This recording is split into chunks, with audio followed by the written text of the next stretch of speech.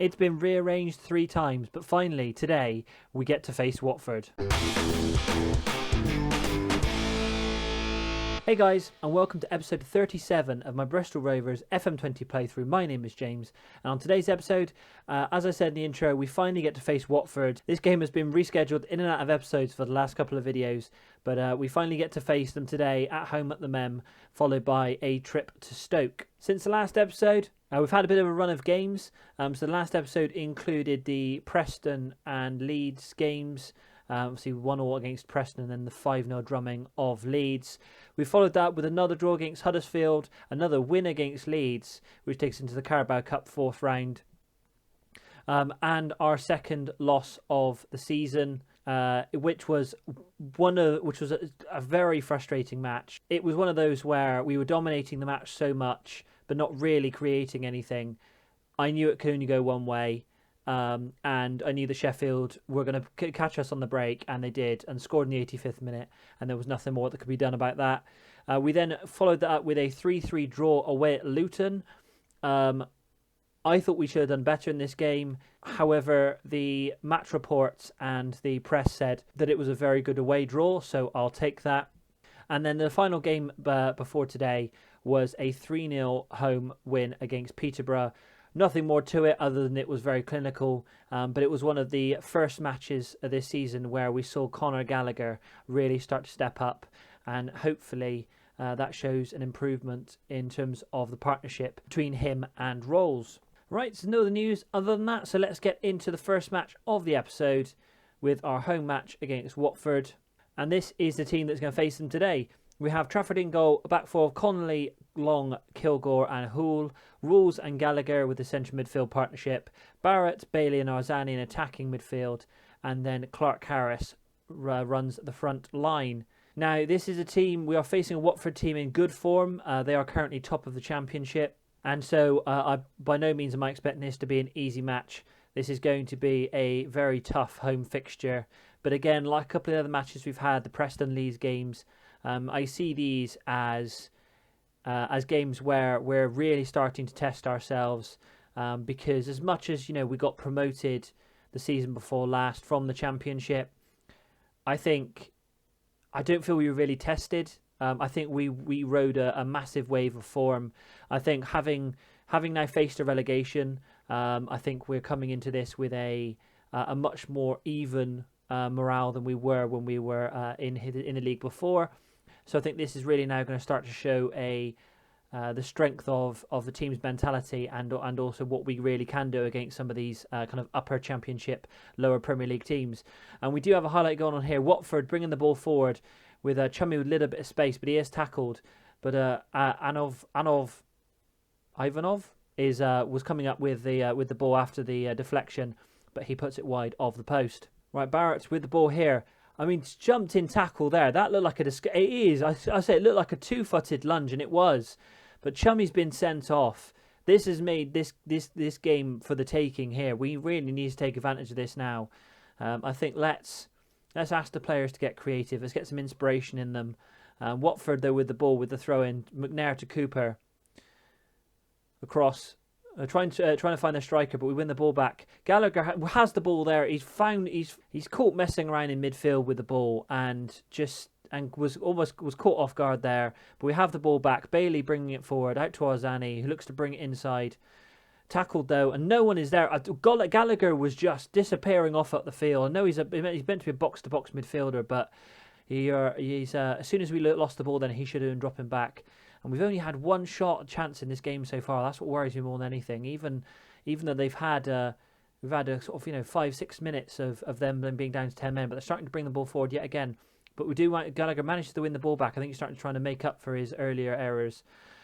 Kilgore with the ball now to Bailey. Kilgore, big ball forward to Arzani. Can he find a little bit of space? Can he take his past his man? He can. He goes past the man into the penalty area, into a little bit of space, takes a shot, but the Watford keeper manages to make the save. Right, corner for Rovers with Barrett into the centre. Looking for Clark Harris. Clark Harris can't turn the ball goalward, and it goes wide. Right, McNair with a throw in again to Cooper. Into the centre to Hughes. Back to Cooper. To Hughes. We are managing to hold our line quite nicely here, pushing them backwards. And a kill goal really with there was no need for the header there because there was nobody in front of him. He could have brought that ball down. And Watford now have a chance here. Timon out wide with the ball, but I'm not sure who that was. I think was it Arzani? That he was there that blocked the ball. And Bailey looks to bring it forward now. Almost lost the ball there, but wins it back to Gallagher, to Rolls. Rolls with a shot, looking for one of his spectacular worldies, but unfortunately not on target this time round. Right, 0-0 at half time. This game is for the taking. We have a chance to beat top of the table Watford, where they have 10 men. I'm going to say assertively, I'm far from pleased. I don't necessarily think that's necessarily the case. It's quite even now since they went down to 10 men. But I think we need to be taking advantage of this. And Cooper has a corner here for Watford. Arzani manages to clear it, but only far as Hughes. Bailey does win the ball back though, but Clark Harris is isolated and isn't able to get the ball back. But Barrett is, and Barrett is in a bit of space now. He looks to bringing the ball forward into the penalty area. Can he put a cross? Needs to take a shot. Oh, he puts it across goal. It hits the post. There's no one there to take the deflection, and Hall's shot goes wide. Right, we're on the 60-minute mark. I think we need to make some changes. Something isn't quite working up front. Right, Rolls having a poor game. Let's bring on Bialis for him.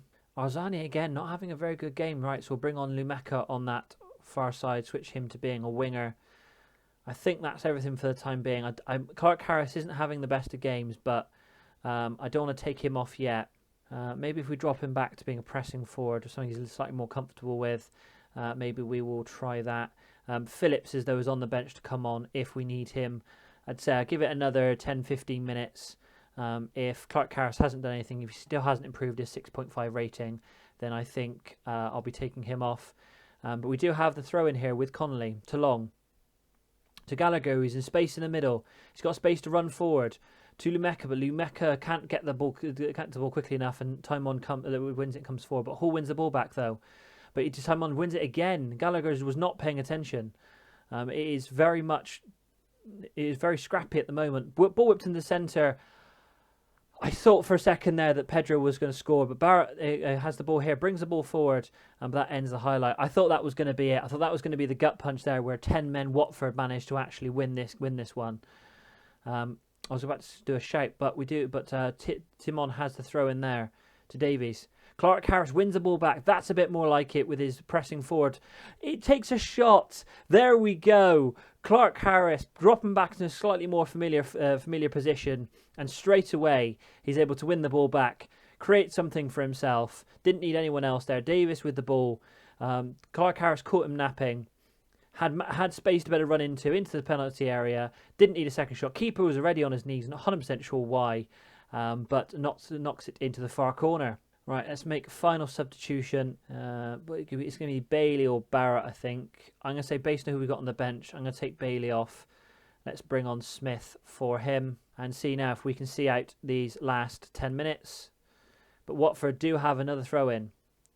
Timon again with the ball to Hughes. Back to Timon. But he is being pressured by us, but he has to go backwards. And Clark Harris has won the ball again. Was that from Davis yet again? That wasn't Davis yet again, and for a second time in quick succession. And it was only a couple minutes between the two goals. But once again, Clark Harris takes the ball from Davis. Davis is caught napping. Clark Harris is quickest to react, takes the ball from him, has a huge space behind him, and then slots it past the goalkeeper. And that is it now. I think that will see us win today. Takes us up to 8th in the table and drops Watford down to 3rd. Shows how close it is really at the top of the table at the moment. But as the time counts down, Watford do have one final highlight here with only a minute or so to go. But we have actually won the ball back. But only goes as far as Davis. Can Clark Harris tackle Davis for a 3rd time and get a hat-trick? But this time Lumeka has the ball, looking to bring it forward. This time he's pressuring Davis into the penalty area. He's gone a little bit too far though. Can't find the cross. Loses the ball to Davis, and Watford managed to clear it. And it's full time. Bristol Rovers 2, Watford 0. I think the sending off after 7 minutes really did put Watford's back up against the wall. But I'm still going to take that as a fantastic result. You can only as the old cliche says, you can only play what's in front of you, and we definitely took full advantage of that. Puts us on 16 points, takes us a point now behind Reading in 6th place. This is the position I want to try and make our home, try and stay comfortable here, especially when we know we've already beaten Peterborough, we've already beaten Leeds, we've just beaten Watford. So these are the teams around the playoffs. If we can get into this area, if we can get into the playoffs, and these are the teams around there, obviously momentum is massively important. So that'll change come the end of the season. But knowing we can beat these teams, I think, gives us a good chance. And I think one of the biggest changes there was Clark Harris switching back to a pressing forward. So that's something I'll definitely change for the next game. Right, it's match day again. This time a trip to Stoke. This one, as much as it's not necessarily going to be as difficult a game as the Watford one, playing a team that are really around our kind of level and kind of around mid-table. But it is an away fixture. We have found away fixtures slightly more difficult this season. Picking up the draws has been away from home. We've been particularly good at home this season, which has been nice. And to be honest, if we go through the season like that, I'll be perfectly happy with that come the end. So this is the team that's going to be facing Stoke today. No real change. The only change being that Clark Harris is now back in his preferred role of a pressing forward. The only other thing I did do was between the matches, because it's only been a couple of days, I had an individual talk with Jack Rolls. I also issued him a warning, just because he's not played very well in the last couple of games. Really, looking at the scores for his last 5 matches, they're all fairly low. And he played particularly well in pre-season, which is disappointing. The fact that he's now not doing it in the competitive matches. Asked him to carry on straight away where they were from the last match. I think we can carry on this bit of momentum that we've got from the last kind of couple of games, and especially if we can get some good result in this one. We've got Leyton Orient in the Carabao Cup 4th round. That should be a fairly straightforward fixture, as that'll be a couple of wins on the trot then, and hopefully we can take that into to the sort of the later stages of this year. But we do have the ball here as Smith out wide to Barrett. Barrett looking to bring the ball inside into the penalty area. Back out wide to Connolly, who's on the overlap. Can he find a cross?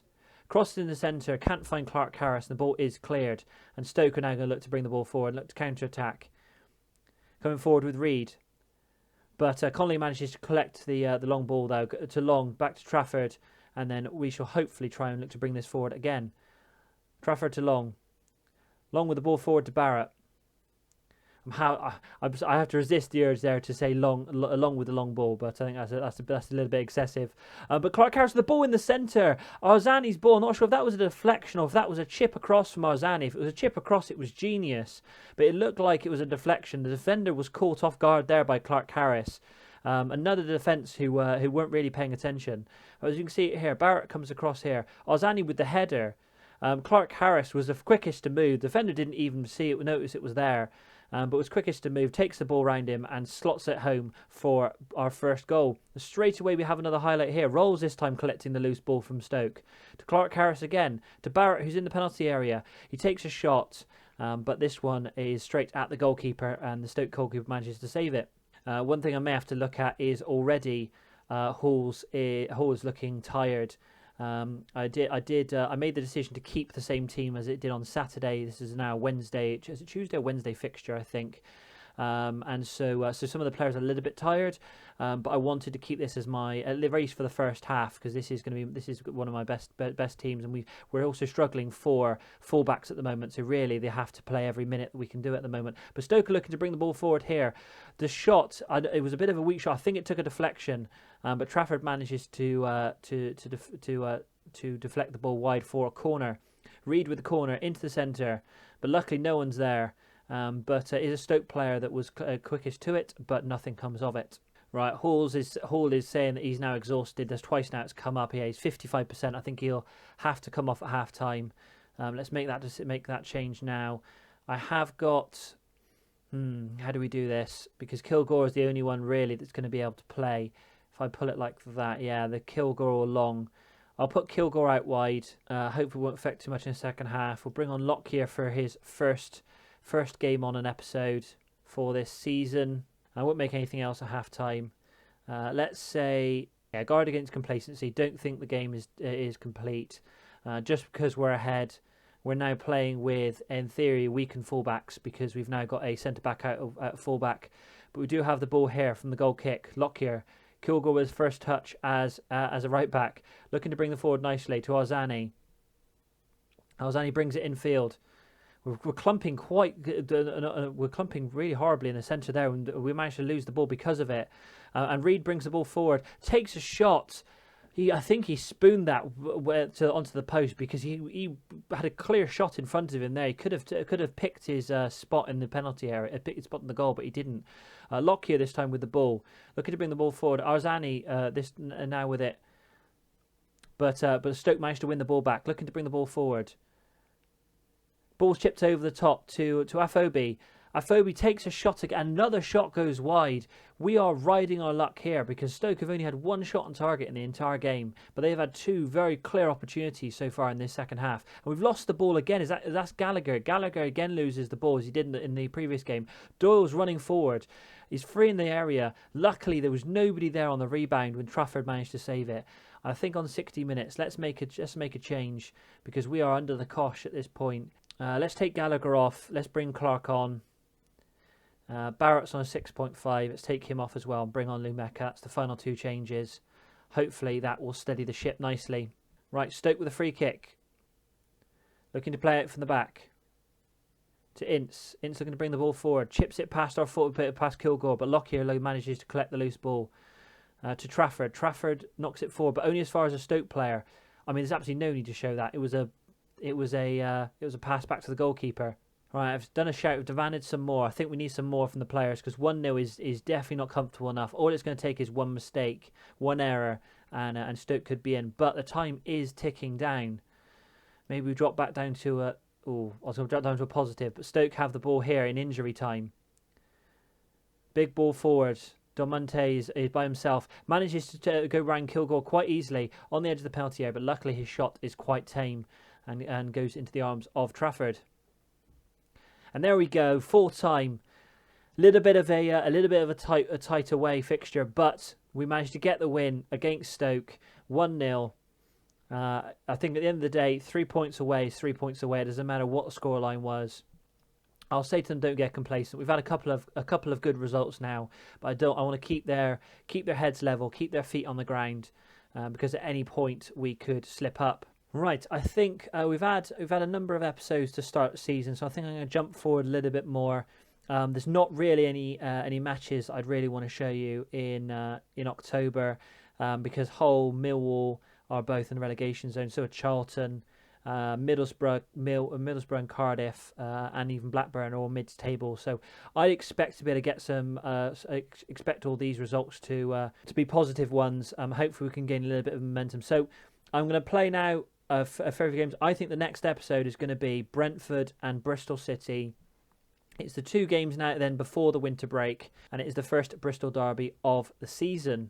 And if you enjoyed that, please give the video a like, subscribe to the channel, and don't forget to hit the bell icon to be notified of brand new FM20 videos every Monday, Wednesday and Friday at 5 PM.